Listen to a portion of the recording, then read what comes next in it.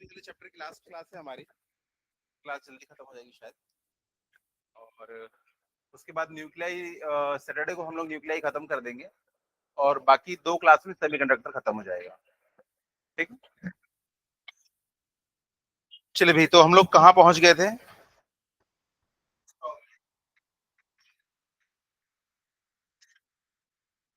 बढ़िया। देखो, ऐसा होना चाहिए नोट्स, साफ सुथरा दिख रहा है मतलब आपने पढ़ाई नहीं की है, ऐसा दिखना चाहिए। हाँ, कटा पिटा ऐसा सब दिखना चाहिए।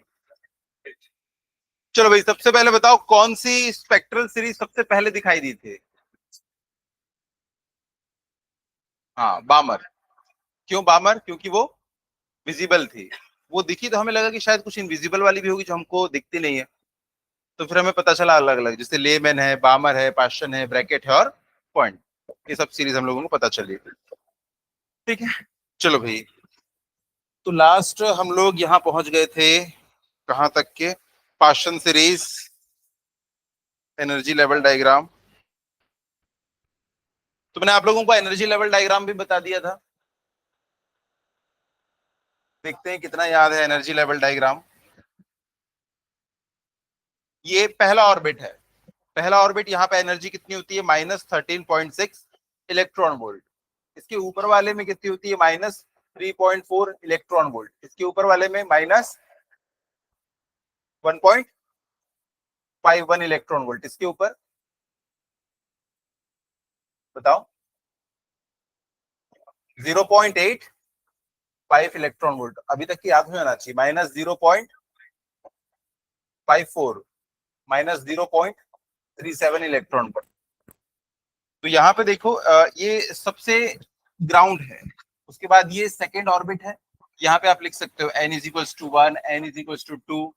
उसके बाद n=3, n=4, n=5, n=6, n=3, n=4, n=5, n=6 and so on. यहाँ ऊपर जाने पे हमको मिलेगा n=इंफिनिटी। इंफिनिटी पे एनर्जी कितनी हो जाएगी? 0। इंफिनिटी पे एनर्जी याद रखना कितनी होती है? 0। तो एनर्जी बढ़ते बढ़ते कितनी हो गई? 0। ये ग्राउंड स्टेट है हमारा, ग्राउंड स्टेट। इसको हम लोग कहेंगे ग्राउंड स्टेट या फर्स्ट ऑर्बिट। इसको हम लोग क्या कहेंगे? सेकेंड ऑर्बिट या क्या कहेंगे? हाँ, फर्स्ट। बहुत बढ़िया। First excited, first excited state, first excited state. क्योंकि ग्राउंड में जब वो फर्स्ट टाइम एक्साइट होगा तो वो कहाँ पहुंच जाएगा? यहाँ। ये हो जाएगी हमारी सेकेंड एक्साइटेड या थर्ड ऑर्बिट। इनकी एनर्जी हम लोगों को याद रखना है। ये इनकी कौन सी एनर्जी है? कौन सी एनर्जी इनकी बताओ? ये इनकी कौन सी एनर्जी है? जब तुमने एनर्जी का डेरिवेशन किया था तो कौन सी एनर्जी निकाली थी? टोटल एनर्जी निकाली थी। यहाँ में तो टोटल एनर्जी ऑफ इलेक्ट्रॉन चाहिए ना। तो हमारी टोटल एनर्जी कितनी आई थी? ये आई थी। ये हमारी टोटल एनर्जी है, याद रखना। अगर टोटल एनर्जी बोलेगा तो भी यही निकालना है। हमारा फॉर्मूला क्या होता है? Total energy is equal to kinetic energy plus potential energy. एक चीज हमेशा याद रखना, अगर ये बाउंड है तो इसकी टोटल एनर्जी हमेशा कितनी होगी? नेगेटिव में होगी। मान लो की बात, अगर ये -5 दिया हुआ है, मान लो -5, तो पता है ये काइनेटिक एनर्जी कितनी होगी? +5। और ये कितनी होगी? -10। हमेशा यही होता है। ये इसकी जस्ट डबल होती है। जैसे कि हम लोगों ने वहां पे भी पढ़ा था ग्रेविटेशनल पोटेंशियल एनर्जी में, जो सैटेलाइट होता है उसकी भी नेगेटिव में आती थी ना, उसके पास काइनेटिक भी पोटेंशियल भी, तो सेम ऐसे ही निकालते थे हम लोग, अगर जिसने 11th पढ़ा होगा ध्यान से। तो टोटल एनर्जी जितनी भी दी हुई है ना, मान लो टोटल एनर्जी दी हुई है -10 इलेक्ट्रॉन वोल्ट, बताओ इसके पास काइनेटिक एनर्जी कितनी होगी? +10 इलेक्ट्रॉन वोल्ट। और पोटेंशियल एनर्जी कितनी होगी? -20। उसका जस्ट डबल कर दो। तो अगर ये -5 दिया है ना, तो अपने आप ये 5 होगा और ये कितना होगा? -10 होगा। इस चीज को याद रखना, कभी कभार एमसीक्यू में पूछता है इसको। तो ये हमारा जो अगला टॉपिक था, क्या था ये? Energy level diagram. अगर आपसे कभी बोले एनर्जी लेवल डायग्राम बनाइए, तो ये हमें बनाना होता है, वहां पे नहीं बनाए। फिर ये बनाना कोई मुश्किल काम नहीं है। देखो एनर्जी आपको सारी दी हुई है अलग अलग उसकी, तो आप इसको आराम से बना सकते हैं, है ना। अगर आपको कभी इसमें बोले कि एनर्जी लेवल डायग्राम बताओ, बनाओ, और उसके ऊपर ना बामर सीरीज दिखाओ, बामर कहाँ पे एंड होती है, सेकंड ऑर्बिट में, तो यहाँ ऊपर से ऐसे ला के दिखा देना कि सेकंड ऑर्बिट में ये बामर है। कोई भी एक सीरीज बनाने के लिए बोल देता है, एक या दो चार और बनाने बोल सकता है, जो भी बनाने बोलेगा यहाँ पे आप बना दीजिएगा, है ना। उसमें कई बार ऐसा बोलता है कि उसमें अल्फा लाइन ट्रांजिशन दिखाओ, alpha line transition for Brackett series. ये क्या होगा? अल्फा का मतलब होता है पहला। अच्छा, ब्रैकेट सीरीज में कहां पे एंड होता है, लोअर ऑर्बिट क्या होता है इसमें? एग्जाम किसे देना है? सबसे पहली कौन सी? लेमन, फिर बामर, फिर पास्चन, फिर ब्रैकेट, चौथे नंबर की ना ब्रैकेट। तो इसमें कहां पे एंड होगा? फोर्थ में। तो ये पहला, दूसरा, तीसरा, चौथा, यहाँ पे एंड होना चाहिए। तो यहाँ पे एंड होने वाले तो बहुत सारे हैं, ये भी यहाँ एंड हो रहा है, ये भी यहाँ एंड हो रहा है, और ये भी यहाँ पे एंड हो रहा है। इसने क्या बोला है? अल्फा। तो जो सबसे छोटा वाला पहला होगा ना, ये होता है अल्फा। तो अगर आपको बोलेगा अल्फा दिखाओ इसमें, तो आप अल्फा ट्रांजिशन दिखा सकते हैं। अगर बोलता है गामा दिखाओ इसी का, तो ये अल्फा बीटा, ये क्या हो जाएगा? गामा। अगर इसमें कोई और सीरीज बोलेगा तो उसको अलग जगह पे एंड करना होगा। इतना आसान सा रहता है ये, कोई डाउट तो नहीं है इसमें? ठीक है। इसके बाद नेक्स्ट क्या था? इसके बाद ये सारे क्वेश्चन तो हम लोग कर चुके हैं ना। चलो, इसके बाद है D Broglie explanation of bore second postulate of quantization. Bore के 5 हमारे पास में थे, सॉरी 3 वो थे उसके पोस्टुलेट्स। सबसे पहला पोस्टुलेट क्या था उसका? सबसे पहला पोस्टुलेट क्या था उसका, बोर का? हाँ, F C is equals to F E. ये कितना होता है? Centrifugal force M B square by R. और ये कितना होता है? K Q one Q two का स्क्वायर, यानी कि हम लोग इसको क्यू का स्क्वायर भी बोल सकते हैं, और नीचे डिस्टेंस का स्क्वायर। ठीक है। अगर दो सेम हो तो तो यहाँ पे आपको जेड लिख देता हूँ, ज्यादा अच्छा है। एक न्यूक्लियस होगा जिसमें जेड नंबर ऑफ प्रोटॉन होंगे, तो उसके ऊपर इतना चार्ज, और ये ई। इसमें कोई दिक्कत तो नहीं। दूसरा पॉस्टुलेट क्या था इनका? Angular momentum is equal to कितना होता है? एच अपॉन 2 पाई का मल्टीपल होता है। और तीसरा पॉस्टुलेट क्या था इनका? कि जो भी फोटोन निकलेगा उसकी जो एनर्जी होगी ना, दोनों एनर्जी लेवल जिनके बीच में ट्रांजिशन हुआ है उसके डिफरेंस के बराबर होगी। यहाँ पे एनर्जी को आप कैसे लोगे? आंसर हमेशा क्या आना चाहिए? पॉजिटिव। उस हिसाब से हम इसको ले लेंगे। तो इसने बोला सेकंड पॉस्टुलेट, ये जो था, जो बोर भाई साहब थे ना, उसने बोला कि ऐसा होता है। उन्होंने पॉस्टुलेट दिया, ऐसे हाइपोथेसिस दी कि ऐसा होता है। उन्होंने ऐसा पोस्टुलेट दिया कि ऐसा होता है, लेकिन इसका एक्सप्लेनेशन वो दे नहीं पाए थे। तो डी ब्रॉय ने क्या किया? इसका मैथमेटिकल आपको प्रूफ देंगे, इसका मैथमेटिकल प्रूफ। ठीक है। तो अगर आप लोगों ने वेव टॉपिक पढ़ा है, कब? 11th में वेव्स पढ़ा था ना हम लोगों ने वहां पे। तो वहां पे एक स्टेशनरी वेव नाम की चीज थी। क्या होती है स्टेशनरी वेव? नहीं नहीं, थोड़ा सा गलत बता रहे हो। क्या एनर्जी? वेव है तो एनर्जी तो कैरी करेगी, उसके पास एनर्जी है। हाँ क्या?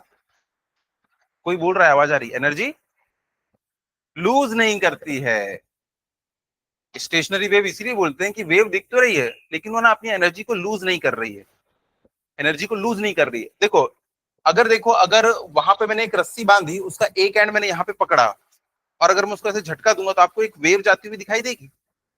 आपको एक वेव जाती हुई दिखाई देगी। ये पॉइंट और ये पॉइंट के बीच में ऐसे करके ना एक वेव जाएगी, और आपको ना हर पॉइंट एक बार ऊपर, एक बार नीचे, एक बार कहीं पे ऐसा जाते हुए दिखाई देगा। ये हो गई नॉर्मल जिंदगी, ये होता है नॉर्मल वेव।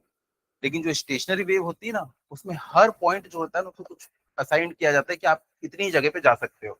तो देखो यहाँ पे अगर मैं बनाऊं स्टेशनरी वेव, तो आपको स्टेशनरी वेव ना ऐसी एक जगह पे ऐसा लगता है कि फिक्स है, ऐसा लगता है कि फिक्स है। मैंने वीडियो भी दिखाया था उस समय, जब 11th में हमने पढ़ा था। इन पॉइंट को हमने एक नाम दिया था। क्या नाम दिया था इसको? हाँ हाँ, नोड, नोड। इसको हम लोगों ने नाम दिया था नोड, याद है। और वो ऑर्गन पाइप्स वगैरह बनाए थे हम लोगों ने, ऑर्गन पाइप्स। बोला था कि यहाँ पे तो हमेशा नोड मिलेगा, यहाँ पे नोड मिलेगा। यहाँ पे अगर ये ऐसा एक, ये ऐसा मिला, उसके बाद ये यहाँ पे तो देखो ओपन में हमेशा ये मिलता है, एंटी नोड मिलता है। याद है ना। तो स्टेशनरी वेव वो वेव होती है। इसमें पता है ये वाला पॉइंट ना अपनी जगह पे हमेशा फिक्स रहता है।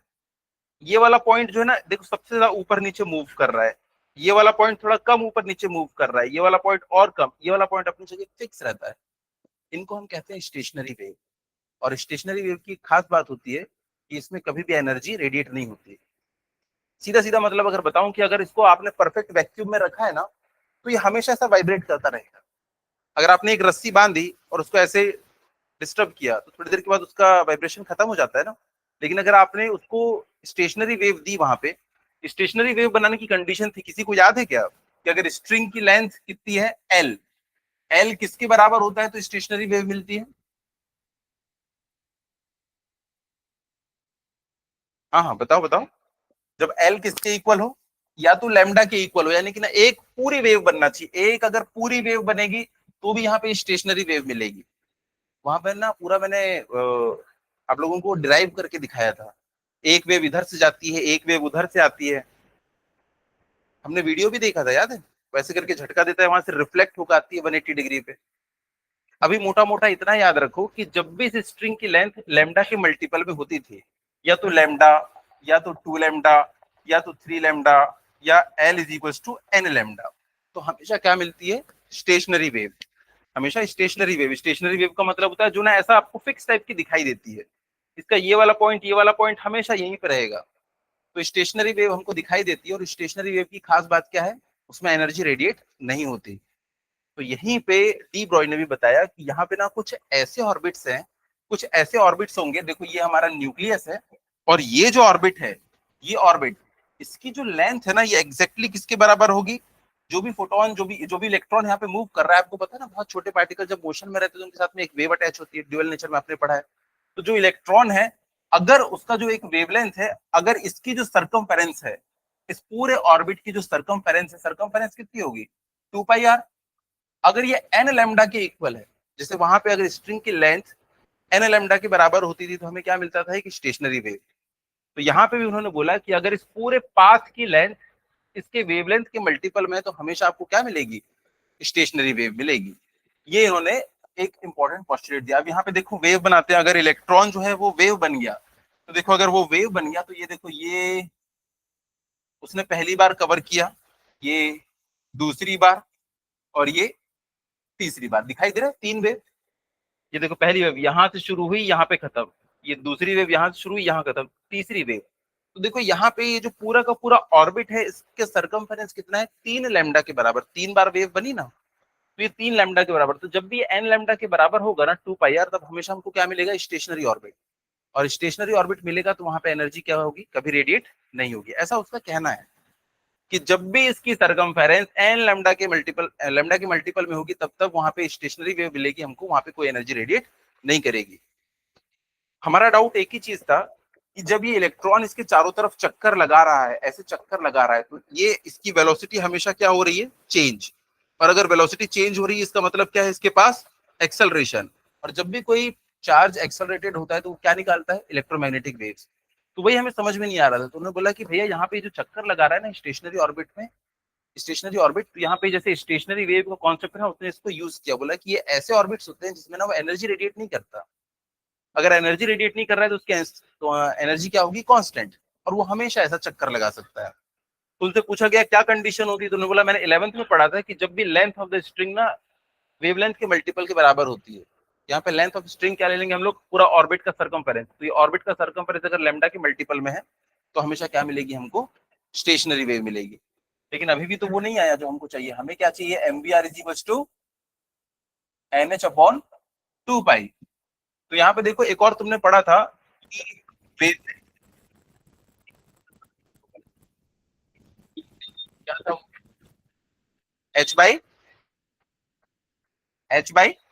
M V. H by M V actual में था कि lambda is equal to H upon momentum. Momentum क्या होता है? Mass into velocity. तो यहाँ से देखो लैम्डा की जगह पे मैं क्या लिख सकता हूँ? एच अपॉन एम वी लिखता हूँ उसकी जगह पे जरा। 2 pi R is equal to N की जगह पे क्या लिखूं? H upon M V. M V को यहाँ भेजो तो एंगुलर मोमेंटम बन गया, 2 पाई को उधर भेजो तो जो हमको चाहिए था वो आ गया। M V R is equal to N H upon 2 pi. तो इस तरीके से उन्होंने इसको मैथमेटिकली प्रूव कर दिया। ठीक है। तो अगर आपको कभी लिखने आ गया कि बताइए बोर का जो सेकंड पोस्टुलेट है उसको डी ब्रॉय ने कैसे डिराइव किया था, तो आप क्या लिखेंगे कि इलेक्ट्रॉन ऐसे ऑर्बिट में चक्कर लगाता है जिसकी सरकमफेरेंस ना इलेक्ट्रॉन के वेवलेंथ के मल्टीपल में होती है। यानी कि जिस ऑर्बिट में वो चक्कर लगा रहा है उसकी सरकमफेरेंस का फॉर्मूला क्या है, 2πr। ये हमेशा किसके मल्टीपल में है, वेवलेंथ के मल्टीपल में है। तो वो एक स्टेशनरी ऑर्बिट कहलाता है और इसमें एनर्जी रेडिएट नहीं होती है, एनर्जी रेडिएट नहीं होती है।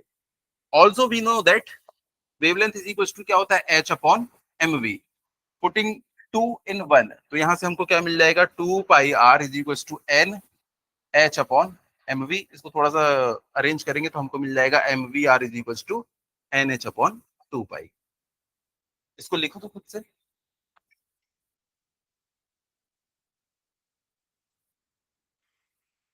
आपको नोट्स नहीं मिला ना?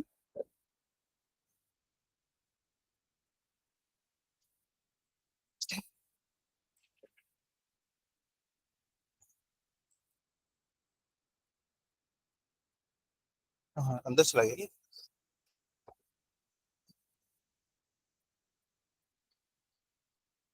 ज्यादा ही अंदर चला गया।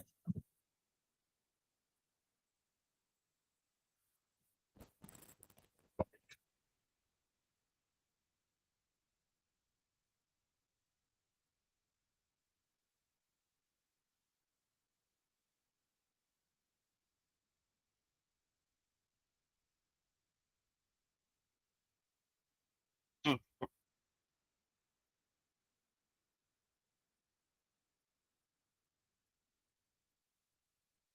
हम्म। हाँ स्पीड कांस्टेंट है। हाँ स्पीड कांस्टेंट है उसकी, वेलोसिटी चेंज हो रही है, स्पीड तो एक स्केलर क्वांटिटी है ना। देखो जो भी चीज गोल गोल घूमती है ना, ये कोई भी अगर सर्कुलर मोशन कर रहा है, मान लो वो अभी इस पॉइंट के ऊपर है, इस पॉइंट पे, तो इसके ऊपर ना दो असलरेशन होते हैं। एक असलरेशन होता है इस डायरेक्शन में, इसको हम लोग बोलते हैं टेंजेंशियल असलरेशन, टेंजेंशियल असलरेशन। और एक इधर होता है, इसको हम लोग क्या कहते हैं, रेडियल असलरेशन। तो जो टेंजेंशियल असलरेशन है ना, देखो इस डायरेक्शन में जो उसकी वेलोसिटी है v, उसकी वैल्यू चेंज नहीं हो रही है। ये ना v का मैग्नीट्यूड चेंज करने के लिए रिस्पॉन्सिबल होता है। और ये जो होता है ना, वो v की डायरेक्शन चेंज करने के लिए रिस्पॉन्सिबल। अगर वो कांस्टेंट वेलोसिटी से चल रहा है ना, इसका मतलब इसकी वैल्यू क्या हो जाएगी, जीरो। मतलब ये चेंज ही नहीं हो रहा है उसका मैग्नीट्यूड। लेकिन भैया आपने उसको इस डायरेक्शन से इस डायरेक्शन में कर दिया ना, तो वहां पे जो असलरेशन होता है वो कौन सा होता है, रेडियल असलरेशन होता है। रेडियल असलरेशन, असलरेशन तो असलरेशन है। जो भी चीज असलरेट होगी वो, जो भी पार्टिकल होगा क्या करेगा।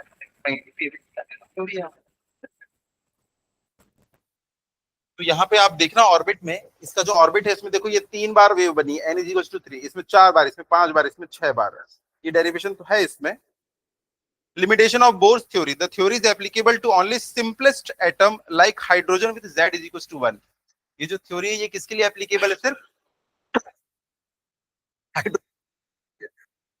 सबसे बेसिक एलिमेंट है, हमारा पहला एलिमेंट है H क्या होता है 1।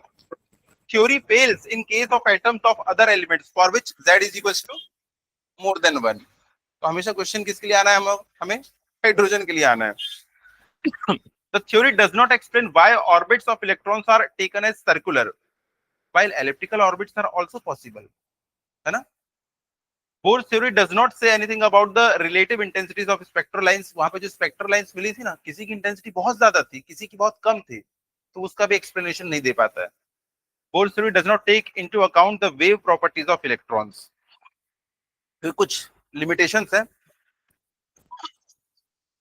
कभी कभार पूछ लेता है, खासतौर पर रदरफोर्ड का बार बार पूछता है। रदरफोर्ड का जो उन्होंने अल्फा पार्टिकल वाला किया था ना, उसके सारे वो याद रखना। उसने बताया था, क्या क्या बताया था रदरफोर्ड ने, अल्फा पार्टिकल एक्सपेरिमेंट किया था, और सबसे पहला और इंपॉर्टेंट क्या था कि एटम जो है मोस्टली क्या है, खाली है, एम्प्टी है। क्योंकि उसने जितने भी अल्फा पार्टिकल बम्बार्डमेंट किया ना, 1 लाख में से एक ही था जो पूरा पीछे आया, बाकी तो मैक्सिमम तो डेविएट ही नहीं हुए। इसका मतलब एटम के अंदर से पूरा खाली है। और एक जो अल्फा पार्टिकल था वो बिल्कुल यू टर्न मार के आ गया, ये पॉजिटिव चार्ज है। तो ये किससे रिपेल होगा, एक पॉजिटिव चार्ज से। मतलब अंदर में कुछ तो ऐसा है जो कि ना पॉजिटिवली चार्ज है, उसी का नाम उसने क्या दिया, न्यूक्लियस। और ये भी बताया उन्होंने कि ये बहुत हैवी है, क्योंकि अगर हल्का फुल्का पॉजिटिव चार्ज होता तो अल्फा पार्टिकल तो उसको तोड़ के निकल जाता, अल्फा पार्टिकल पूरा टकरा के ही वापस आ गया। इसका मतलब पक्का वहां पे क्या है, अच्छी हैवी सी कोई चीज है जिसमें बहुत ज्यादा बताया था कि इसका पूरा का पूरा मास कहाँ, जब अंदर कुछ है ही नहीं, पूरा खाली है और एक ही जगह पे कुछ दिख रहा है, मतलब सारा का सारा मास कहाँ होगा, सेंटर पे कॉन्सेंट्रेटेड होगा, ऐसा उन्होंने बताया। ठीक है, कुछ ना पीवाईक्यूज करते हैं हम लोग।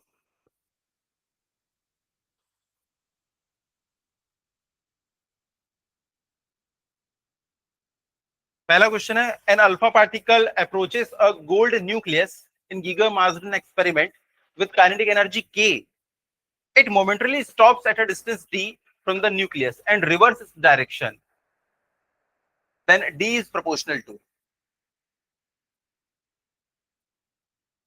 एक अल्फा पार्टिकल है, वो गोल्ड के न्यूक्लियस के पास टच करके वापस से भाग जाता है, और उसके पास काइनेटिक एनर्जी कितनी थी, के। इसके पास काइनेटिक एनर्जी के थी, ये 1 सेकंड के लिए रुकता है और एक डिस्टेंस डी पे रुकता है, डिस्टेंस डी ही क्या कहलाएगी, हाँ वहां पे आर नॉट जो हम लोगों ने बनाया था, क्या लिखा था आर नॉट को, क्या लिखा था, डिस्टेंस ऑफ क्लोजेस्ट अप्रोच। तो सोचो, जब अल्फा पार्टिकल बहुत फास्ट, बहुत स्पीड में आ रहा था, अल्फा पार्टिकल बहुत स्पीड में आ रहा था, उसके पास कौन सी एनर्जी रही होगी, काइनेटिक एनर्जी, वो एट ए टाइम पूरी किस में कन्वर्ट हो जाती है, पोटेंशियल एनर्जी में कन्वर्ट हो जाती है। तो इसकी सारी की सारी काइनेटिक एनर्जी पता है किस में कन्वर्ट हो गई, पोटेंशियल एनर्जी में। काइनेटिक एनर्जी कितनी होती है, हाफ एम वी स्क्वायर, और पोटेंशियल एनर्जी क्या होती है, पोटेंशियल एनर्जी होती है K Q one Q two upon distance, K Q one Q two upon distance. देखो K Q one Z E, Z कितना होगा, जेड की वैल्यू 79, क्योंकि बोला है गोल्ड के न्यूक्लियस से टकरा के आ रहा है, और कौन जा रहा है, अल्फा पार्टिकल, अल्फा पार्टिकल के ऊपर चार्ज कितना होता है, 2e, 2 टाइम्स ई, और इनके बीच की जो डिस्टेंस है वो कितनी बोला है इसने, यहाँ डी बोला है, हम लोग तो आर नॉट लिए थे, यहाँ पे डी। तो क्या बोल रहा है, then D is proportional to, ये क्या है, काइनेटिक एनर्जी है, ये डी यहां चला जाएगा और ये काइनेटिक एनर्जी यहां आ जाएगी, तो D inversely proportional to kinetic energy. देखो ये काइनेटिक एनर्जी नीचे आ गई और डी यहां चला गया, क्यों होता है, अगर हम कूलम फोर्स लेंगे ना तो वहां पे डिस्टेंस का स्क्वायर होता है, पोटेंशियल एनर्जी में स्क्वायर नहीं होता। ठीक है, तो ऐसा आसान सा क्वेश्चन है ये तो। चलो अगला, an alpha particle is moving towards a gold nucleus. Imagine करो अल्फा पार्टिकल है, गोल्ड न्यूक्लियस के पास जा रहा है, गोल्ड न्यूक्लियस बहुत बड़ा होता है, उसमें तो 79 तो प्रोटॉन ही है, और इतने ही न्यूट्रॉन भी होंगे, है ना, मतलब करीब करीब 160 तो उसमें समझ लो न्यूट्रॉन है, उनका मास, ये अल्फा पार्टिकल वहां जाएगा, अल्फा पार्टिकल उसकी कंपेरिजन क्या बहुत हल्का है, उसके पास कितना मास होता है, 4 टाइम्स मास ऑफ प्रोटॉन। अब वो जा रहा है, an alpha particle is moving towards a gold nucleus, the impact parameter is maximum for the scattering angle of 180 degree. बताओ इम्पैक्ट पैरामीटर क्या होता है, इम्पैक्ट पैरामीटर, हाँ बिल्कुल सही बोल रहे हो। देखो ये हमारा न्यूक्लियस है, और ये ना उसकी सेंटर लाइन है, जो अल्फा पार्टिकल ऐसा जाएगा वो पक्का ऐसा लौट जाएगा, यानी कि इसमें कितना हुआ, 180 डिग्री। और इम्पैक्ट पैरामीटर क्या होता है पता है, इस लाइन से डिस्टेंस, इस लाइन से डिस्टेंस। तो जो एक अल्फा पार्टिकल यहां से जा रहा है वो कितना डेविएट होगा, कुछ होगा ही नहीं, वो तो सीधा चला जाएगा। तो इसके लिए इम्पैक्ट पैरामीटर देखो कितना ज्यादा है, इम्पैक्ट पैरामीटर जितना ज्यादा होता है ना, एंगल ऑफ वो स्कैटरिंग उतना ही कम होता है। हाँ अगर कोई यहां से जा रहा होता तो पता है वो ऐसे करके मुड़ जाता, देखो कितना ज्यादा उसमें थीटा मिल रहा है हमको, इसमें तो सबसे ज्यादा मिल रहा है 180 डिग्री, इसमें कम। तो जैसे जैसे इम्पैक्ट पैरामीटर बढ़ता है ना, वैसे वैसे एंगल क्या होने लगता है, कम। मैक्सिमम कितना टर्न मार सकते हो आप, 180 डिग्री टर्न, यू टर्न। तो यू टर्न मैक्सिमम, तो इम्पैक्ट पैरामीटर उसके लिए क्या होगा, सबसे कम, यानी कि 0 होना चाहिए। इसने क्या बोला है, the impact parameter is maximum for scattering angle 180 degree. नहीं भैया, इम्पैक्ट पैरामीटर मैक्सिमम होता ना तो उसको कोई फर्क ही नहीं पड़ता, तो असर्शन ही गलत है।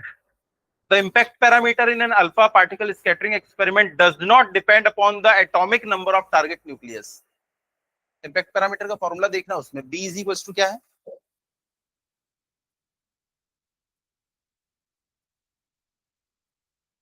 और इसने क्या बोला, the impact parameter alpha particle does not depend upon the atomic number of the target nucleus. Z पे तो डिपेंड कर रहा है ना, तो इसमें तो दोनों ही गलत हो गए, तो ऑप्शन क्या होगा? हाँ, डी डी डी ऑप्शन हो जाएगा। चलो इसको सॉल्व करो। Proton and an alpha particle having equal velocities approach a target nucleus. Basic से चलना, काइनेटिक एनर्जी पूरी किस में कन्वर्ट हो जाएगी? पोटेंशियल एनर्जी में। They come momentarily to rest and then reverse their directions. The ratio, देखो वो थोड़ी देर के लिए रेस्ट पे आ गए थे ना, मोमेंटरी रेस्ट, यानी कि पूरी काइनेटिक एनर्जी पूरी पोटेंशियल एनर्जी में कन्वर्ट हो गई थी। काइनेटिक कितनी होती है? हाफ एम वी स्क्वायर, और वो कितनी होती है? K Q N Q two upon distance, that's it.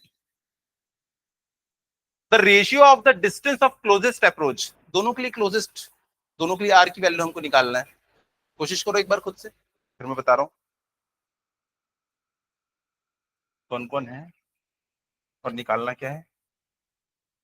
चलो देख लो क्वेश्चन को, फिर मैं बता रहा हूँ।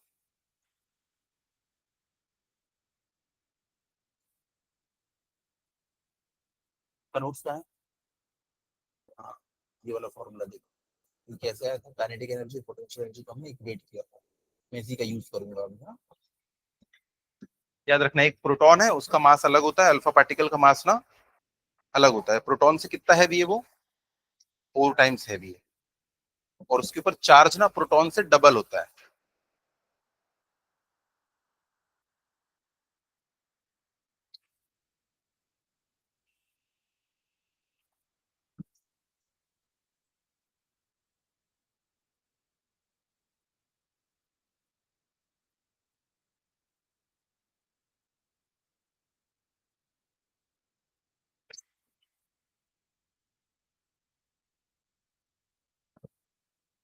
चलो मैं तो प्रोटॉन के लिए लिख रहा हूँ पहले।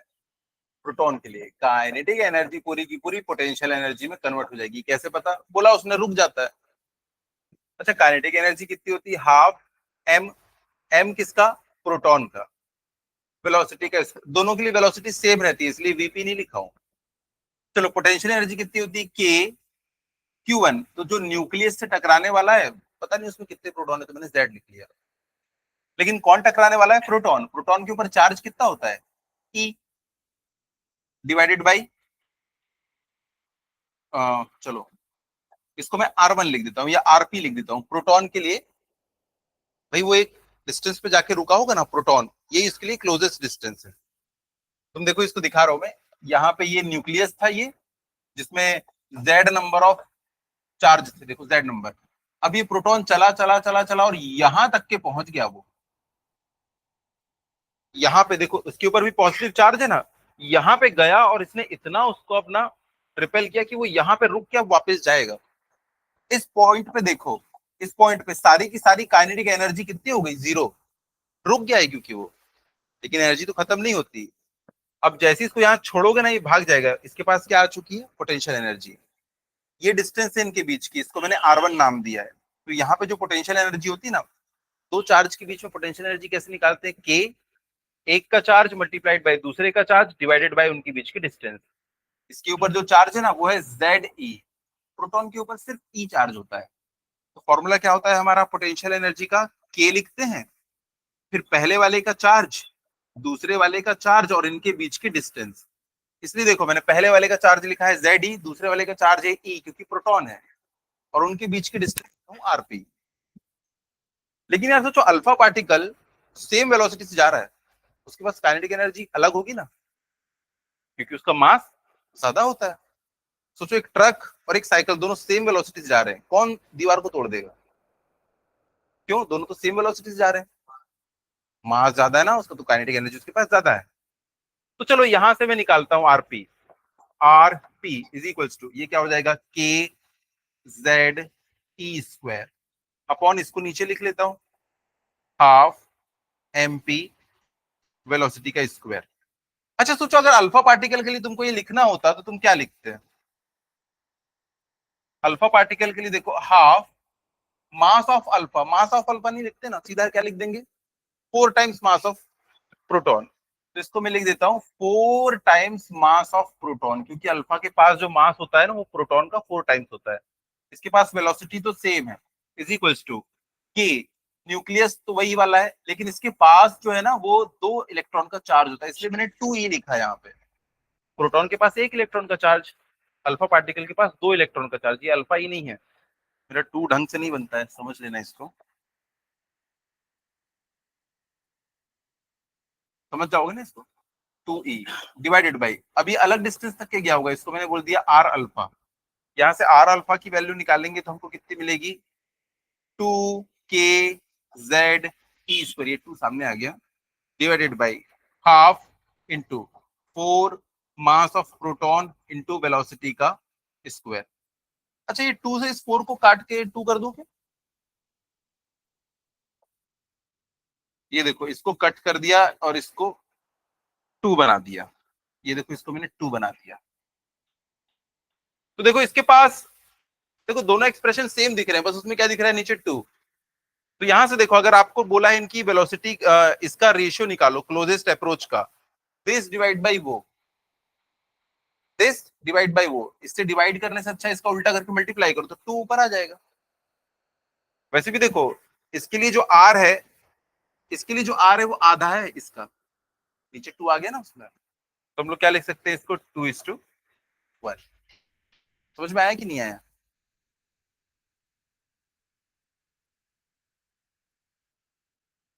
समझ में आया?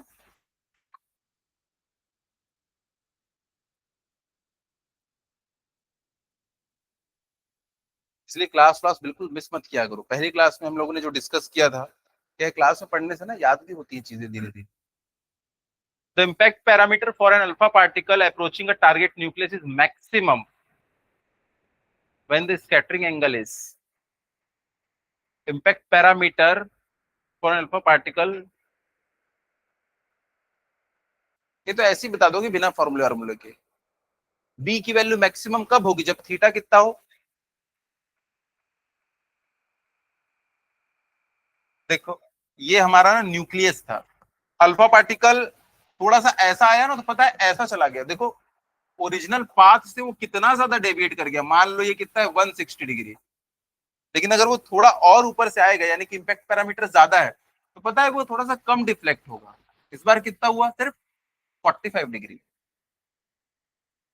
अच्छा, इम्पैक्ट पैरामीटर क्या होता है वो दिखाऊं, ठीक है देखो, इसकी सेंटर लाइन से ये जो डिस्टेंस होती है ना, ये होती है बी। तो देखो यहाँ पे अगर बी कम है तो एंगल ज्यादा है, यहाँ पे बी और बढ़ गया तो यहाँ पे देखो एंगल क्या हो जाता है, कम हो जाता है। तो इसने क्या बोला है आपको, बी की मैक्सिमम वैल्यू चाहिए। बी की मैक्सिमम वैल्यू क्या हो, इसकी मैक्सिमम वैल्यू क्या हो सकती है बताओ, सोचो कितना सोच सकते हो, इसकी मैक्सिमम वैल्यू कितनी हो सकती है, इनफाइनाइट। जब इनफाइनाइट डिस्टेंस से जाएगा तो वो कितना डेविएट होगा, 0 डेविएट। कॉमन सेंस का सवाल है कि फिजिक्स का सवाल है? कॉमन सेंस का सवाल है। और अगर मैं बोलूं कि बी की वैल्यू कितनी होगी अगर उसमें ना मैक्सिमम डिफ्लेक्शन हो, मैक्सिमम कितना टर्न मार सकते हो, यू टर्न 180 डिग्री, तो उसमें इम्पैक्ट पैरामीटर कितना होगा, मिनिमम तुम कितना नीचे तक जा सकते हो, 0। अब माइनस इन्फानाइट मत बोलना, क्योंकि इधर भी इन्फानाइट है उधर भी इन्फानाइट।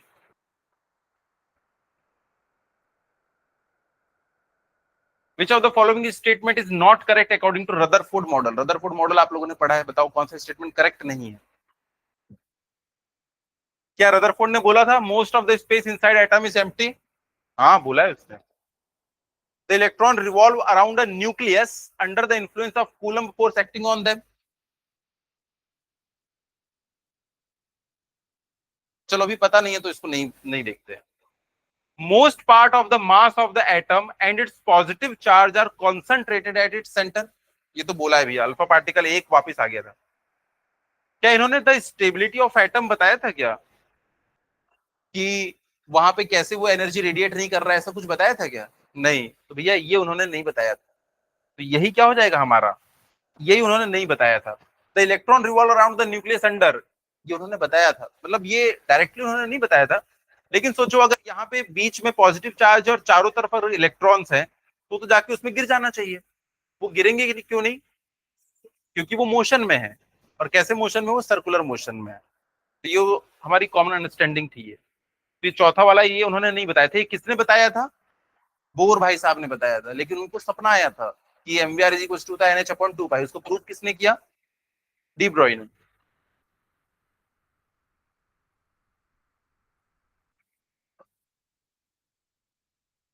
एक प्रोटॉन है, उसके पास एनर्जी है 1.6 MeV, approaches the gold nucleus इतना, find the distance of its closest approach.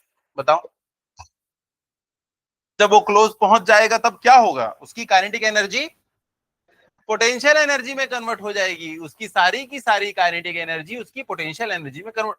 Kinetic energy given है, कितने गिवन है? चलो अभी देख लिख लेंगे उसको। काइनेटिक एनर्जी को मैं भी के लिख लेता हूँ। और पोटेंशियल एनर्जी कितनी होती है? अच्छा ये भी के हो जाएगा ना। इसको मैं लिखता हूँ के ई इज इक्वल टू, ये क्या होता है? के Q1। देखो किसके पास जा रहा है वो? गोल्ड न्यूक्लियस के पास। तो गोल्ड के ऊपर चार्ज कितना होता है? जेड कितना होता है? 79 है। और इलेक्ट्रॉन का चार्ज कितना होता है? 1.6 इंटू 10⁻19। यहाँ पे मैंने ई लिख दिया। और कौन जा रहा है? प्रोटॉन। प्रोटॉन के ऊपर चार्ज कितना होता है? ई डिवाइडेड बाई वही क्लोजेस्ट डिस्टेंस। तो यहां से क्लोजेस्ट डिस्टेंस में कैसे निकाल सकता हूं? के 79, के इंटू 79 इंटू ई का square upon kinetic energy. R is equal to, K कितना होता है? 9 इंटू 10⁻9, 79 इंटू ई का स्क्वायर। अच्छा काइनेटिक एनर्जी कितनी गिवन है? 1.6 इंटू 10⁻6। 6 क्यों किया? क्योंकि ये मेगा इलेक्ट्रॉन वोल्ट है। सीधा इलेक्ट्रॉन वोल्ट नहीं लिखा है उसने, पहले क्या बोला है? मेगा। अब मेगा इलेक्ट्रॉन वोल्ट। लेकिन भैया ऊपर जो कुछ भी आएगा हमको किस में चाहिए? ये तो इलेक्ट्रॉन वोल्ट में दिया है, हमें किस में चाहिए? जूल में। ऐसा यूनिट में रखोगे तभी ऐसा यूनिट में आंसर मिलेगा। तो इसको हम लोग कैसे कन्वर्ट करें? कैसे इसको जूल में कैसे कन्वर्ट करें? इंटू 1.6, या क्या लिख दूं? ई लिख दूं? इलेक्ट्रॉन के चार्ज से मल्टीप्लाई कर दो। इसलिए लिखा था कि ऊपर वाले ई से मैं एक ई को काट दूं। इसको इलेक्ट्रॉन के चार्ज से मल्टीप्लाई कर दो, ये किस में कन्वर्ट हो जाएगा? इलेक्ट्रॉन वोल्ट, सॉरी जूल में। जूल में कन्वर्ट हो जाएगा वो। तो एक ई से एक ई कट गया, एक ई से एक ई कट गया, तो आर इज इक्वल टू, अब इसको सॉल्व कर सकते हैं हम लोग। नीचे मुझको 160 दिख रहा है और ऊपर में 80 दिख रहा है। आप लोगों को भी दिख रहा है? ऊपर में 80 दिख रहा है, 80, और नीचे 160 आएगा। तो इसको हम लोग कट कर लेंगे और आ जाएगा आंसर।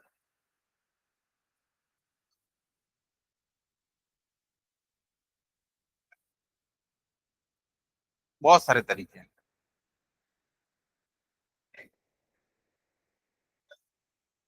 अरे बहुत सारे तरीके ना, फिजिक्स खत्म, मैथ्स है।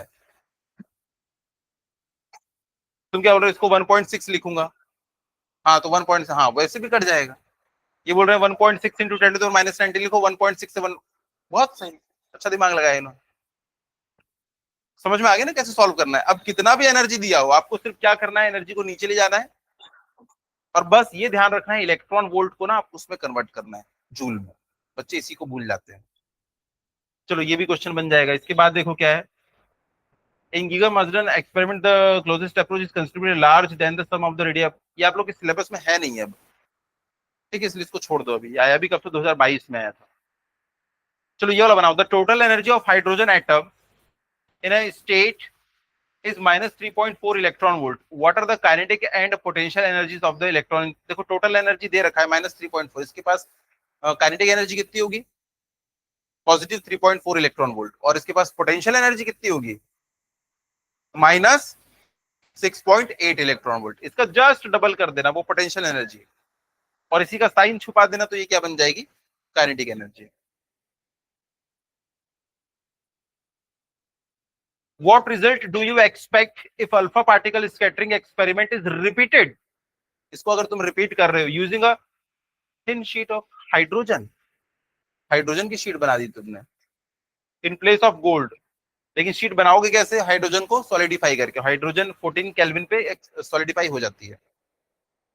हाइड्रोजन इज सॉलिड एट इतने टेम्परेचर। बताओ अगर तुमने गोल्ड की जगह हाइड्रोजन को यूज किया होता तो क्या होता? अच्छा, हमने गोल्ड क्यों यूज किए थे? क्योंकि उसका न्यूक्लियस बहुत हैवी होता है। As compare to alpha particle. अगर तुमने हाइड्रोजन को वहां पे रखा, हाइड्रोजन में कितना होगा, एक ही प्रोटॉन होगा, एक प्रोटॉन, और इधर पे चार प्रोटॉन स्पीड में आके उससे टकरा रहे, तो क्या इसको बाउंस बैक कर पाएंगे? नहीं। और जो थोड़ा बहुत ऊपर से जाएगा भी वो बहुत ज्यादा डेविएट नहीं करेगा। ये पॉजिटिव चार्ज है, ये बहुत बड़ा पॉजिटिव चार्ज है, इसके पास दो इलेक्ट्रॉन है, तो ये ज्यादा डेविएट नहीं करेगा, हल्का सा डेविएट होगा। तो अगर तुमने इसको दोबारा से रिपीट किया ना, तो तुमको ज्यादा डेविएशन देखने नहीं मिलेगा, और कोई भी अल्फा पार्टिकल बाउंस बैक होके पीछे नहीं आएगा, क्योंकि हाइड्रोजन का जो न्यूक्लियस है बहुत हल्का है। एटम तो पूरा खाली होता है, किससे टकरा के अल्फा पार्टिकल आता था? न्यूक्लियस से। इसका न्यूक्लियस भी बहुत हल्का है, इसलिए वो आपको सेम रिजल्ट नहीं मिलेगा, कोई भी अल्फा पार्टिकल रिटर्न बैक नहीं करेगा, और जो डेविएट होंगे वो बहुत कम एंगल से डेविएट होंगे। जिंदगी का मार्जिन एक्सपेरिमेंट अल्फा पार्टिकल, इतना electron energy approaches a gold, इतना। ये देखो, ये ऊपर वाले क्वेश्चन जैसा नहीं है ये। उसमें बोला था प्रोटॉन है, इतनी काइनेटिक एनर्जी के साथ जा रहा है, इस बार कौन बोल दिया, इस बार हाँ, एक बना लो ऐसे, फिर आने वाले फिर हम नहीं बनाएंगे, कोई भी एक बनाओ चलो फटाक से। मोमेंटरली टू रेस्ट, ये रेस्ट में आ जाता है, तो सारी की सारी काइनेटिक एनर्जी पोटेंशियल में कन्वर्ट हो जाएगी। सारी की सारी काइनेटिक एनर्जी पोटेंशियल एनर्जी में कन्वर्ट हो जाएगी। तो काइनेटिक एनर्जी, पोटेंशियल एनर्जी कितनी होती है, के। किससे टकरा रहा है ये? गोल्ड से। तो 79 इंटू ई। कौन टकरा रहा है? इस बार अल्फा पार्टिकल है, तो उसके पास चार्ज होता है 2 टाइम्स की। पिछली बार प्रोटॉन था, तो मैंने ई लिख के काम चला लिया था।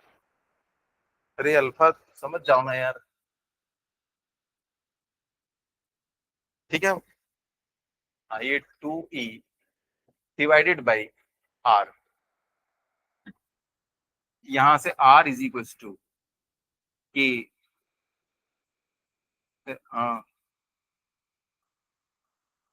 2 के इंटू 79 इंटू क्या हो जाएगा, ई का स्क्वायर अपॉन काइनेटिक एनर्जी। लेकिन काइनेटिक एनर्जी किसमें दी हुई है? Mega electron volt. पहले मेगा को हटाओ, 10⁻6। फिर इलेक्ट्रॉन वोल्ट, ई की जगह पे क्या लिख लोगे, 10⁻6 इंटू 10⁻19। तो 2 के इंटू 79 इंटू ई का स्क्वायर अपॉन काइनेटिक एनर्जी दे रखी है 5.2 इंटू पहले 10⁻6, फिर मैं एक बार ई से मल्टीप्लाई कर लूंगा, तो ये जूल में कन्वर्ट हो जाएगा। तो एक बार ई से तो ई कट गया।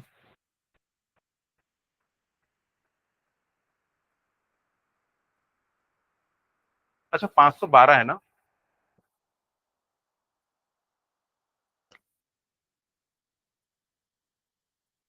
फाइव पॉइंट वन टू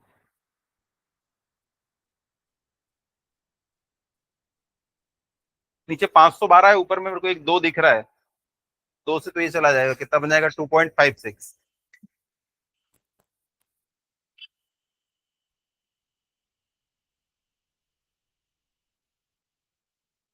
तो इसको छोड़ते हैं यहीं पे, ये सॉल्व कर लोगे ना आगे।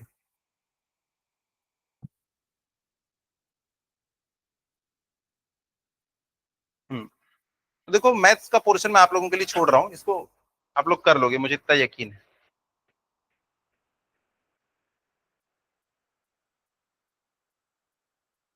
देखो, ये 10वां क्वेश्चन दिया है। In Giga Masdar setting experiment, the trajectory of alpha particle in column is shown in figure। ये दिया हुआ है। ये देखो, ये बोल रहा है कि ये इम्पैक्ट पैरामीटर है और ये स्कैटरिंग एंगल है। What do b and theta represent in the figure? क्या ये इम्पैक्ट पैरामीटर को रिप्रेजेंट कर रहा है और ये स्कैटरिंग एंगल को? फिर क्या बोल रहा है, what will be the value of b? Impact parameter की वैल्यू क्या होगी अगर थीटा 0 डिग्री है? थीटा 0 है मतलब वो, हाँ, इन्फानाइट होगा बी, है कि नहीं? तो वो डेविएट हुआ ही नहीं।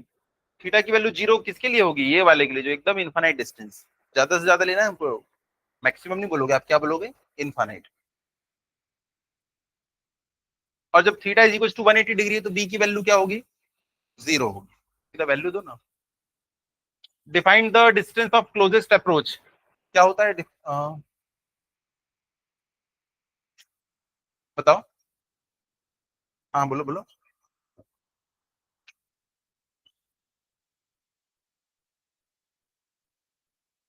हाँ, वो तो ना mathematically kinetic energy potential energy में कन्वर्ट होती है, लेकिन हम लोग क्या लिखेंगे कि कोई fast moving charge particle nucleus के जितने करीब जा सकता है और उसके बाद वो बाउंस बैक हो जाता है, तो जितना क्लोज वो जा सकता है वही क्या कहलाएगा इसके लिए, डिस्टेंस ऑफ क्लोजेस्ट अप्रोच। तो कोई भी चार्ज पार्टिकल बोलना बहुत जरूरी है, अगर उसमें चार्ज नहीं होगा ना तो जाके चिपक जाएगा उसमें। न्यूक्लियस पॉजिटिवली चार्ज है, ये भी पॉजिटिवली चार्ज होना चाहिए, तब जाके क्या होगा, वो उससे रिपेल होगा। तो पॉजिटिवली चार्ज पार्टिकल न्यूक्लियस के जितना क्लोज जा सकता है बिना बाउंस बैक हुए, वही डिस्टेंस क्या कहलाएगी उसके लिए, क्लोजेस्ट अप्रोच। आपके उसमें लिखा होगा an alpha particle of kinetic energy k is bombarded on the gold foil, the distance of closest approach is r. What will be the distance of closest approach for an alpha particle if double the kinetic energy? Double करोगे तो distance क्या हो जाएगी, half. अभी तो देख रहे थे इस साइड आर होता था और उस साइड के ही नीचे में होता था। पहला क्वेश्चन भी तुमने बनाया था इनवर्सली प्रोपोर्शनल वाला। Right two important limitations of Rutherford nuclear model of atom, हमने 3-4 लिखी, उसमें से 2 लिख लेना। An alpha particle having kinetic energy k approaches the nucleus z, gets closest nucleus and then approaches.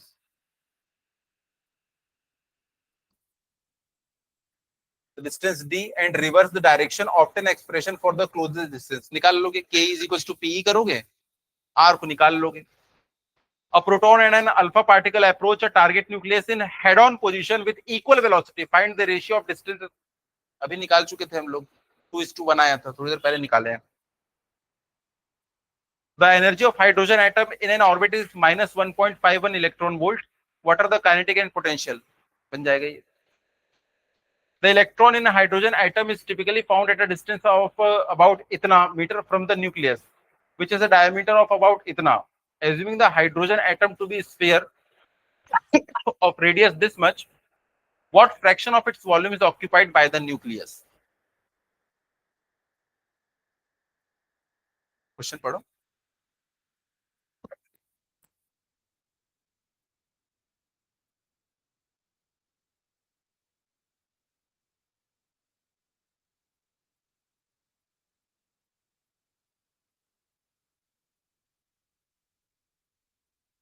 Assuming the hydrogen atom to be a sphere of इतना metre, ठीक है, ये हाइड्रोजन एटम जिसका क्या है रेडियस 5.3 इंटू समथिंग इतना है, और क्या बोल रहा है कि the electron in hydrogen atom is typically at इतना distance from the nucleus which is the diameter of about इतना। एक न्यूक्लियस से इतना दूर है और न्यूक्लियस का डायमीटर कितना दे रखा है, 1 × 10⁻⁻15 मीटर। न्यूक्लियस का डायमीटर आपको दे रखा है और पूरे एटम का भी डायमीटर दे रखा है, तो बोल रहा है कि इसका कितना फ्रैक्शन जो है ऑक्यूपाइड है, कितना फ्रैक्शन ऑक्यूपाइड है, इसका वॉल्यूम डिवाइड बाय इसका वॉल्यूम मल्टीप्लाइड बाय 100% आ जाएगा। क्लास का बच्चा 1 मीटर क्यूब स्पेस घेरता है, मैं इनकी रेडियस दे दूंगा तो वॉल्यूम निकाल लोगे ना। इन्होंने 1 मीटर क्यूब स्पेस घेरा है और क्लासरूम 100 मीटर क्यूब का है, इन्होंने कितना फ्रैक्शन घेरा है उसका, 100। वैसे उन्होंने बोला है कि न्यूक्लियस की रेडियस दे रखा है तो तुम निकाल सकते हो वॉल्यूम, और पूरे एटम का आपको रेडियस दे रखा है तो आप उसका भी वॉल्यूम निकाल सकते हो, भाई स्फेरिकल है ना। वो पूछा है कितना फ्रैक्शन है, जैसे इनका आपने निकाला 100, वैसे इसका वॉल्यूम डिवाइड बाय इसका वॉल्यूम, आपको फ्रैक्शन पता चल जाएगा। 100 से मल्टीप्लाई करोगे तो परसेंट भी पता चल जाएगा। देखो ऐसे ऐसे क्वेश्चन है, सब बन जाएंगे लाइन से। In Rutherford scattering experiment draw the trajectory traced by alpha particles. बना पाओगे इसको? एक न्यूक्लियस रखना है, एक गया और वापिस आ गया, जो कम इम्पैक्ट पैरामीटर में वो ज्यादा डिफ्लेक्ट हो रहा है, जो बहुत ऊपर से गया वो तो सीधा ही निकल गया। उसके बाद एक ग्राफ भी बनाया था मैंने, याद है आप लोगों के सेकंड पेज में होगा, वो ग्राफ भी याद से बनाना। जहां भी ऐसा कुछ पूछना उस ग्राफ को जबरदस्ती डालो, ग्राफ डायग्राम जितना डालोगे भाई वो ग्राफ इससे एसोसिएटेड ही है कि भाई कितने अल्फा पार्टिकल्स जो है कितने एंगल पे स्कैटर होते हैं, वो ग्राफ को याद रखना, यहाँ पे जबरन उसको डाल देना। अच्छा ये बोल रहा है explain how this experiment led to estimate the size of nucleus. इससे आपको न्यूक्लियस के साइज का कैसे अंदाजा हुआ?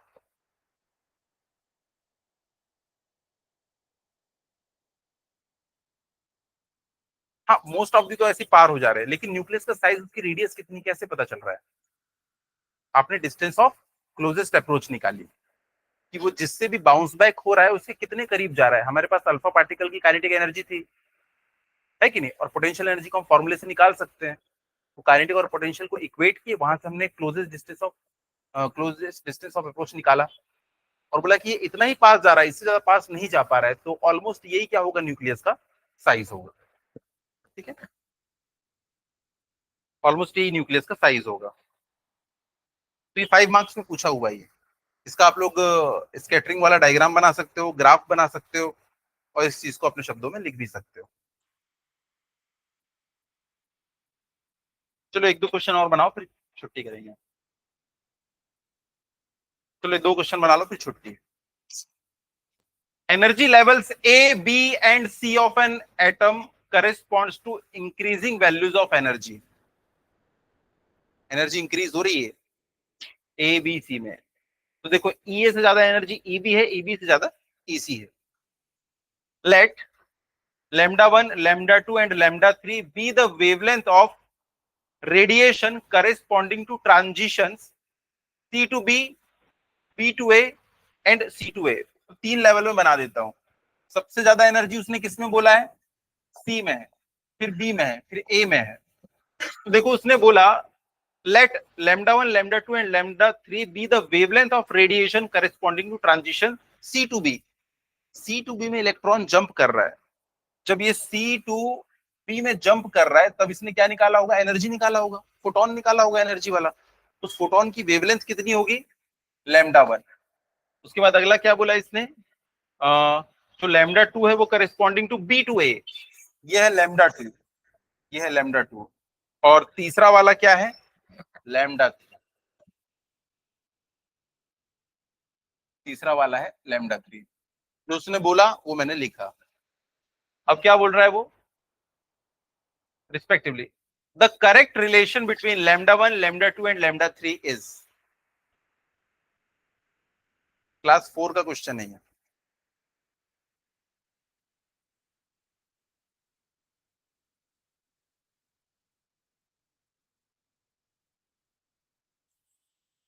लग रहा है वाली बात नहीं होती है।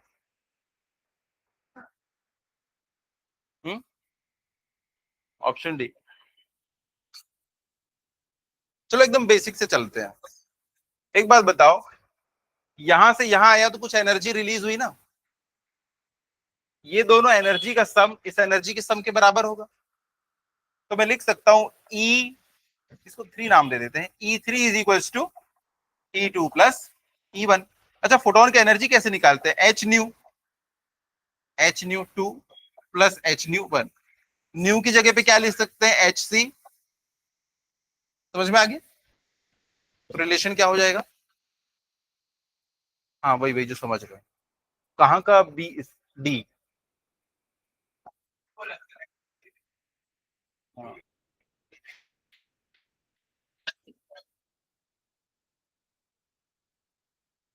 The energy of an electron in the ground state, ground state में उसकी एनर्जी देखो इतनी है, तो बताओ काइनेटिक और पोटेंशियल कितनी हो जाएगी?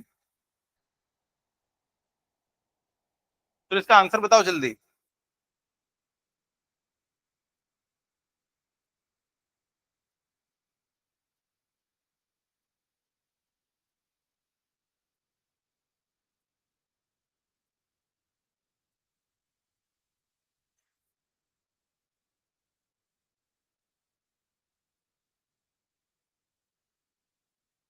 अब बताओ ऑप्शन क्या है?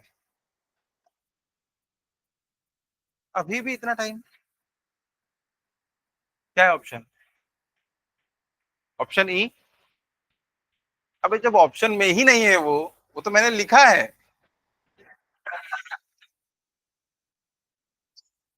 उसकी होशियारी देखो। उसने बोला ग्राउंड स्टेट में -13.6 होता है।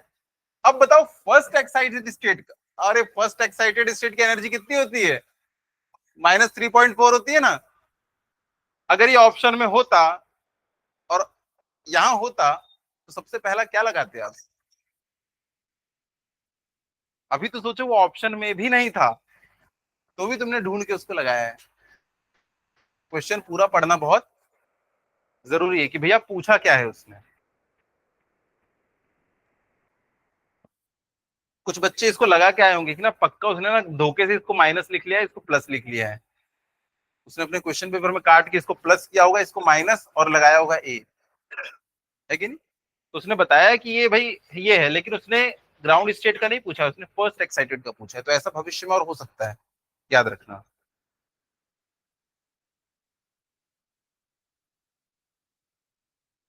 ये वाला बना लो चलो। An electron makes a transition from second number के ऑर्बिट से पहले नंबर का orbit in the bore model of hydrogen atom.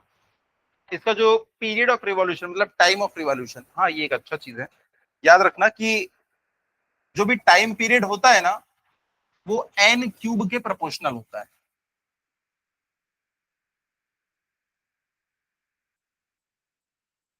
एक डेरिवेशन है जो आप लोगों को काम की नहीं है, पर जो टाइम पीरियड है वो किसकी प्रोपोर्शनल है, एन क्यूब के।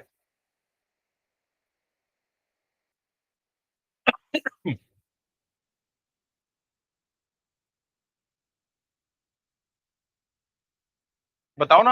हाँ, एन क्या है बताइए। एन क्या है, नंबर ऑफ ऑर्बिट। देखो आपको मालूम है। तो बोल रहा है जब वो दूसरे ऑर्बिट से पहले ऑर्बिट में आ जाता है तो बताओ उसकी जो टाइम पीरियड है उसके साथ क्या होगा। अच्छा तुम ना एक काम करना, एक धागे में पत्थर बांधना और उसको ऐसे गोल गोल गोल गोल घुमाना, देखना वो एक चक्कर लगाने में कुछ टाइम लगाएगा, लेकिन अब उसको ना उंगली पे लपेटना शुरू करना। पता है वो जैसे जैसे पास आएगा ना वो बहुत स्पीड से घूमने लगता है। तो टाइम पीरियड कम हुआ ज्यादा हुआ, कम टाइम पीरियड हुआ ना। तो जैसे जैसे नंबर ऑफ ऑर्बिट छोटा होने लगेगा उसका टाइम पीरियड ना कम होने लगेगा।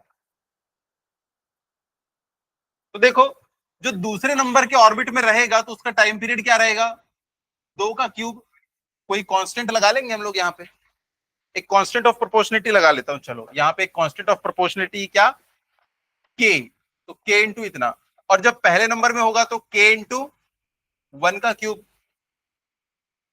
बताया ना, t is proportional to n का क्यूब, वहां पे एक प्रोपोर्शनिटी कांस्टेंट लगा लिया हो मैंने। अब ये पूछ रहा है कि जब दूसरे से वन में आया तो उसका पीरियड ऑफ रिवॉल्यूशन क्या हुआ होगा। पहली बात तो डिक्रीज हुआ होगा। अब डिक्रीज में भी ये हुआ होगा कि ये हुआ होगा। देखो तुक्का भी अगर लगाना है मान लो तो थोड़ा सा कॉमन सेंस है, पास आ रहा है तो टाइम पीरियड कम हो जाता है। मान लो तुक्का ही लगाना है, तो अब देखो चार में से दो तुमने एलिमिनेट कर लिए, अब तुम्हारे सही होने के चांस कितने हो गए, 50%।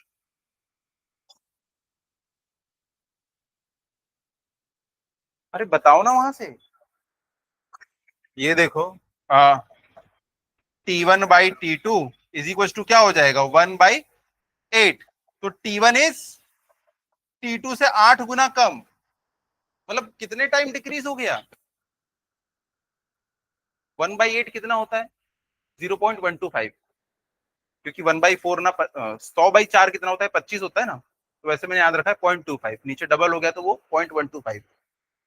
तो अब उसका पीरियड ऑफ रिवॉल्यूशन जो है ना, ये देखो T1 जो है T2/8 इंटू अगर मैं 100 करूं तो पता है कितना रह गया, सिर्फ 12.5% रह गया है। हाँ, 12.5% रह गया है। तो क्या हुआ है, वो डिक्रीज्ड बाय 87.5%। सोचो यहाँ पे अगर पहला ऑप्शन होता डिक्रीज्ड बाय 12.5%, तो आधे बच्चे पता है उसको ठोक देते। अरे वो हो गया है 12.5%, डिक्रीज्ड बाय 87.5%। तो इस क्वेश्चन में और इस क्वेश्चन में थैंक यू कि उसने सोचने के लिए समय दिया, नहीं तो बच्चे सीधा लगा देते हैं। एक्चुअली ऐसा होता है, जो प्रैक्टिस नहीं होती है सीधा हम लोग वहां पहुंच गए ना, बहुत हड़बड़ाहट होती है।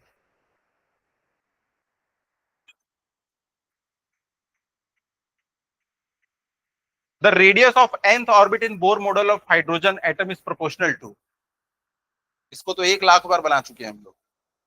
Are is directly proportional to n square. देखो ऐसे ऐसे क्वेश्चन, ये पीडीएफ में आपको प्रोवाइड करता हूँ, आप लोग सारे क्वेश्चन बनाओ। मैं घर जाके इसका आंसर भी भेज दूंगा। ये बुक की फोटो खींची है मैंने, लेकिन आंसर किसको भेजूंगा, जो मांगेगा कि भाई सर मेरे को दो। ठीक है, तो चलो भाई इसके बाद अगली देखो, इतने आसान क्वेश्चन आते हैं इसमें, बच्चे लोग पढ़ते नहीं, हाँ नहीं बंद कर सकते हो, बच्चे क्या है पढ़े नहीं रहते ना, इसलिए ऐसे क्वेश्चंस को छोड़ देते हैं। तो बच्चे 40-45 नंबर पे, 50 नंबर पे रुकने का यही रीजन है, इन सब में ध्यान नहीं देते, पहला चैप्टर दूसरा तीसरा चौथा चैप्टर वहीं पे रह जाते हैं। ठीक है, तो अगली क्लास में हम लोग न्यूक्लियाई खत्म करेंगे। सैटरडे सुनो, सैटरडे को होगी क्लास और मैं उसी दिन खत्म कर दूंगा न्यूक्लियाई।